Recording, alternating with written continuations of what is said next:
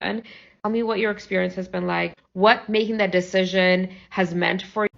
Ooh, I've been waiting to talk about this subject. So, I am the oldest daughter and the child of immigrant parents from the Philippines.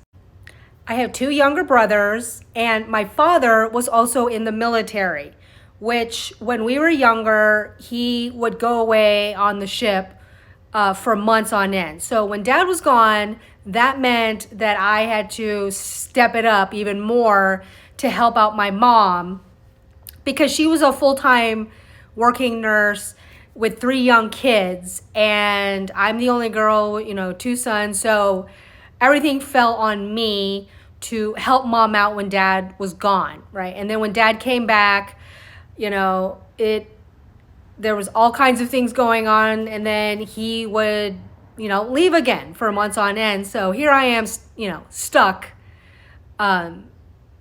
taking on parental responsibilities when my dad was gone. One of my siblings is also special needs, so that was a factor in the caregiving as well. So, like many oldest daughters, and with siblings, we didn't have a childhood. Our childhood was kind of stripped away from us, and we became parental figures, like very young. In fact, you've probably seen this at family events, right? So for example, I'm 2 years old, and my younger brother next to me is like 2 years younger. And people would notice, like, oh, look, Steph is taking such good care of her little brother. I'm two. I'm still a child. And they're talking about me like I'm a parental figure. And in Asian families, it is not uncommon. In fact, I would say it's more the norm that the oldest daughter automatically is assumed to take on responsibilities as the third parent or the second parent if one of the parents, is not in the family for some reason. But it's just kind of assumed that we not only will take on that responsibility, but that we're happy to do it. I mean, nobody actually asks us if we want to take on this responsibility. That responsibility is just heaped on top of us. So as I got older, I was kind of ambivalent about having kids. And a big factor also too was who's going to be the father of these children. I wasn't going to have kids until I met, the person who would be the father of my children. And I didn't really meet anybody who fit that criteria.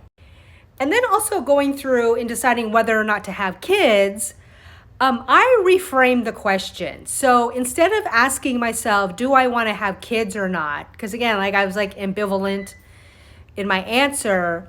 I reframed the question as, do I want the responsibility of being a parent? Do I want to take on the financial, emotional, mental, spiritual, and psychological responsibility that comes with being a parent? And quickly the answer was like, no, I do not. I also have had health issues of my own, which, are totally manageable. But having kids, or I should say, the responsibility of being a parent is enormous stress and anxiety and all kinds of feelings that come up, right? It's a lot. It's a lot to ask of somebody. And also, statistically knowing that we as women have more than a 50% chance of being a single mother in the United States, and having help right, is challenging because we also don't have services to help us with childcare and other things, right? So the idea also that I potentially would be a single parent with multiple children was also like, do I want that responsibility? And the answer was like, no. And now let's add in climate change and rising prices and all of this. And I did not want to work like 5 jobs to support having these children. And at the time too, when I was younger, I had this, really booming career in Silicon Valley. And I was traveling all over the country, all over the world. I was wining and dining customers. So I was staying at nice hotels and flying first class when I had enough points, and just I was living large. and I had lots of disposable income, which was fun. And so at any time did the urge to have kids become greater than what I was doing? Again, the answer was no. And thankfully, my parents never pressured me to have children, which I know, for Filipino Catholic parents from the old country, like I was not expecting that from them at all. They were just really proud of me that I was doing well in my career and I was enjoying life. And also during the hard times when I had to deal with health issues, they were like, you need to prioritize your health and get healthier and work on that. And so they've always been supportive of that, which again, I am so blessed because I know that is not common. And keeping it real, when you're the oldest daughter, your childhood was spent centering everyone else around you. And then finally you get to a point where you're older and now I choose to center my life around me. What do I want? What do I need? And what will make me happy and joyful?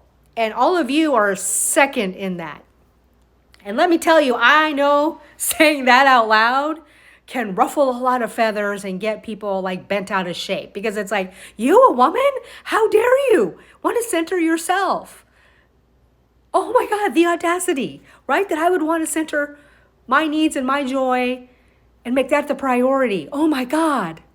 So to my younger ones, right? This is like tita, ate advice, okay? If you're sitting here and you're like, I don't know whether I want to have kids or not. Okay, first ask yourself, reframe the question and ask yourself this question. Do you want the responsibility of being a parent? The financial, psychological, emotional, mental, spiritual? Do you want to take on that responsibility of being a parent? And also considering the fact that you have over a 50% chance of being a single mother. So look into what support system you have around you in case that should happen. And also, there's the climate crisis and the climate emergency. And so do you want to bring children into this scenario? So that's a lot to think about. But if the answer is no, it's okay. It is okay to center yourself and what you want and what you need. And yes, people in your family will get mad, they'll get irritated, they will try to use shame and guilt on you to convince you, oh, you need to have kids, you need to, we need grandkids, we need nieces and nephews and all that. They'll try and use all that. But I want you to remember that is about them and what they want and not about you. Never ever do anything because you feel pressured by other people.